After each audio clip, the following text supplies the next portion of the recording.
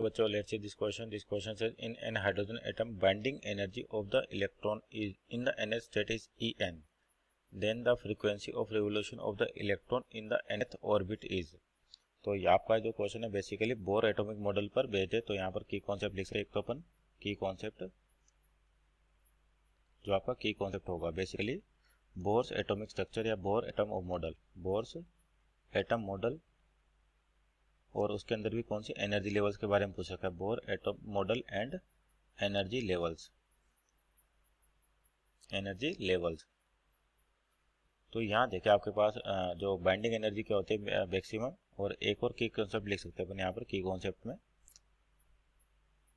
आपका binding energy. तो binding energy क्या होती है बेसिकली जब आपके पास किसी भी जो एनर्जी लेवल्स होती हैं तो वहाँ पे जो इलेक्ट्रॉन होते हैं और न्यूक्लियस जो है उनके बीच में जो अट्रैक्शन फोर्स, तो हर लेवल का क्या होता है एक एनर्जी लेवल होता है। तो अगर मान लो उस इलेक्ट्रॉन को उस एनर्जी लेवल से फ्री करना है तो अपने को एक्सटर्नल एनर्जी सप्लाई करनी पड़ती है। जैसे यहाँ पर समझे सिंपल इस तरह से मान लीजिए आपकी एनर्जी लेवल डिफाइंड होती है बोर मॉडल में।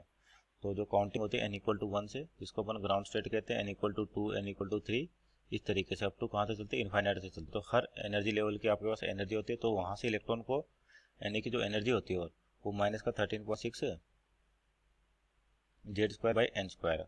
तो ये नेगेटिव साइन ये बताता है कि आपकी जो एनर्जी बाउंडेड है, यानी कि इलेक्ट्रॉन अपने आप कभी भी अपने ऑर्बिट को छोड़ के नहीं जाएगा। इसका मतलब इतनी एनर्जी आपको देनी पड़ेगी अगर इलेक्ट्रॉन को वहाँ से रिलीज करना है। ये डिपेंड करता है कौन सी एनर्जी लेवल पे डिपेंड कर रहा है, उसके अकॉर्डिंग एन की वैल्यू होगी आपके पास। तो यहाँ पर ये दे रखा है कि जो nth एनर्जी है, आप nth स्टेट है, उसमें बाइंडिंग एनर्जी है वो कितनी En के बराबर। तो आपके पास जो एनर्जी दे रखी है कितनी 13.6 Z²/n², और किसके बराबर होगी, ये होती है आपके पास टोटल एनर्जी। और टोटल एनर्जी का जो मैग्नीट्यूड होता है वो किसके बराबर होता है, काइनेटिक एनर्जी के मैग्नीट्यूड के बराबर। तो यहाँ पर जो एनर्जी होगी इसका मतलब अपन लिख सकते हैं जो काइनेटिक एनर्जी होगी यहाँ पर आपके पास, इसकी वैल्यू क्या होती है half mv², half mv² equal to क्या हो जाएगा आपके पास En दे रखा है। यहाँ पर आपको दूसरा दो दे रखा है एंगुलर मोमेंटम दे रखा है। तो एंगुलर मोमेंटम जो होता है mvr इक्वल टू क्या होता है nh/2π।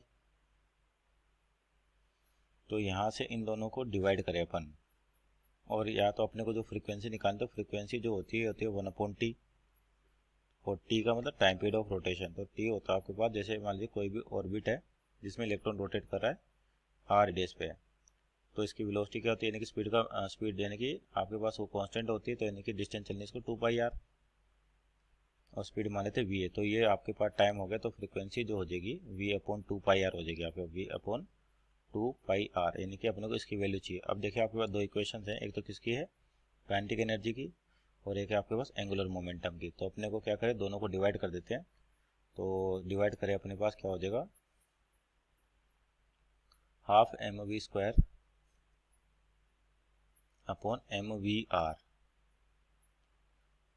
इक्वल टू En, और हो गया nh/2π, nh/2π।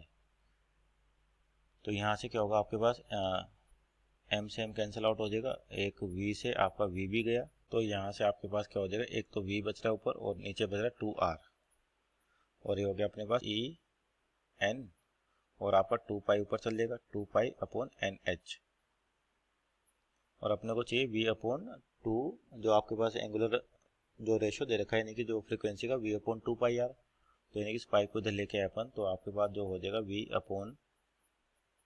v/2πr कितना आ जाएगा, ये आपके पास 2En डिवाइड बाई NH, जहाँ पे h क्या आपके पास Planck constant. So our final answer is 2En/NH। Option check करें तो यहाँ पर आपका जो ऑप्शन होगा option number B is our